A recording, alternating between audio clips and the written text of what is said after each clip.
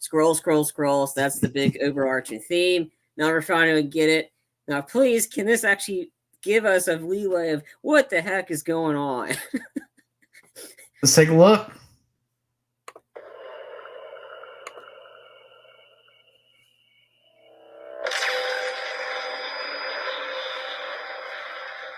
They're here.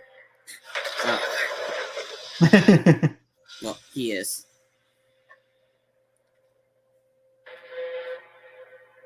For years, you've been avoiding Earth.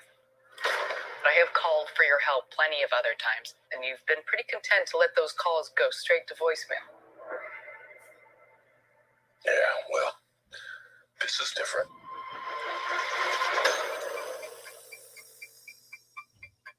How much do you know about your security detail? What do you mean, how much do I know about him?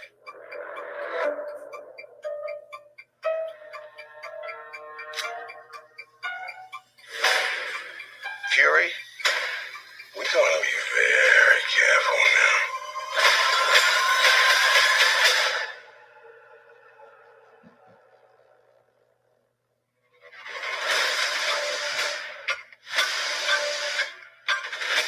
You're in no shape for this fight that lies before us.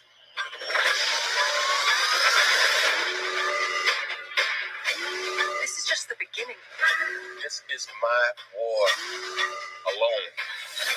And I'm the last person standing between them and what they really want.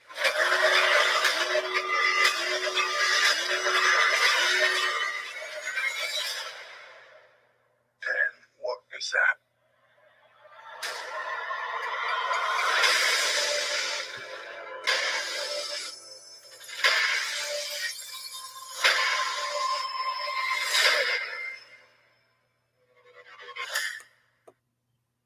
Okay, I definitely like it. It's more of a little bit of a more of a serious kind of movie, though, in a sense than I was what I was expecting. Of course, we're gonna probably get some comic book humor and stuff like that with the MCU, but from a trailer standpoint, it kind of feels like the Winter Soldier kind of level of seriousness with this. You know? Yeah. It's got a Jason Bourne feel. It's got like a spyish thing, and it's a lot it's grounded. So, and like you said, it's definitely got the Winter Soldier feel to it. I'm in. Like this looks awesome. Again, I'm really intrigued in this because I want to know, like, because you don't know who's a Skrull and who's not, and that's the big mystery here. And again, like Maria Hill said, Fury hasn't been on. Like the last time we saw Fury on Earth was Endgame. Yep, that was like the last time that we saw him. And also, too, I wonder if this is also something that I'm just thinking of and speculating over.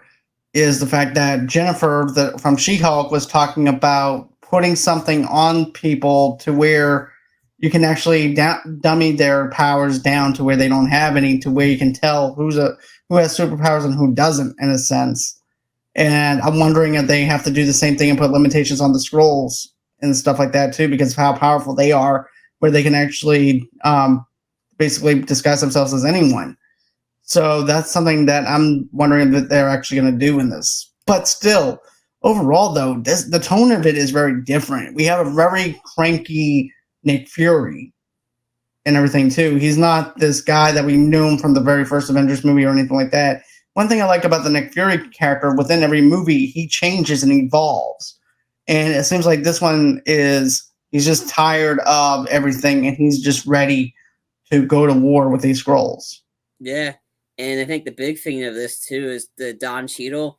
Like, as soon as this show is over, they announced that today during D23. As soon as Secret Invasion ends, that's where Armor Wars is going to pick up. And that's what Don Cheadle said today at the presser that he was at.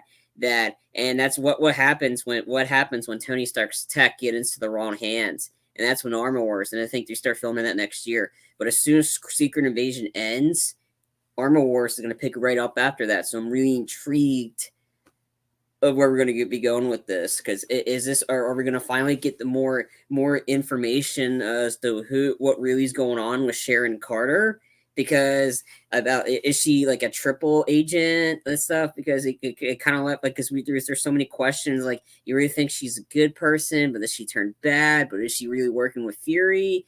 Again, there's so many questions we don't know, and hopefully we get these answers in Secret Invasion and hopefully Armor Wars. But yeah, I mean, this looks like it's going to be intense. Like, you don't know who's really going to be the good person, who's not. Like Emilia Clarke, we don't know if she's a good person or she's bad. She's in human form, but is she a Skrull?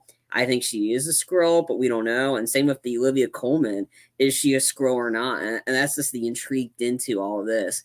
But it's got that spyish feel to it, and it's something we've been missing the series 10, because all the Marvel stuff, for the most part, has been quirky, happy, go lucky. I mean, Falcon Winter Soldier wasn't that. And that's what I loved about that show for the most part. It wasn't quirky. It was grounded. Sure, the ending was a little lackluster, but it's still entertaining. This definitely has that feel to it, though, the more serious tone. And it's something like, please be longer than 6 episodes. If it's only 6 episodes, I'm going to be really bummed. Right. But yeah, all in all, I'm sold on this trailer. I'm excited about, of course, Armored Wars after this one. And now seeing it in this full context about how everything is actually tying in together now, in a sense, I'm excited for it. I can't wait to see it. So, is that everything that you had wanted to cover as far as the trailer goes? Yeah, I think so. Again, it's a lot to take in for a 2-minute trailer, but there's so much. But here, this is what the good part is. Yeah, we saw a lot of stuff, but we don't know exactly what this stuff is. So they didn't reveal anything in the trailer. It did and it didn't, and that's the plus side for this, because we don't know who's a human and who's not, and that's the intrigue. Yeah, that's the thing I find most intriguing, though, is we don't exactly know, who the main baddie is for this. We know it's Skrulls, but there's got to be some type of next level up from the Skrulls. So that's something that I really have to appreciate. The fact is that they're not giving us a lot.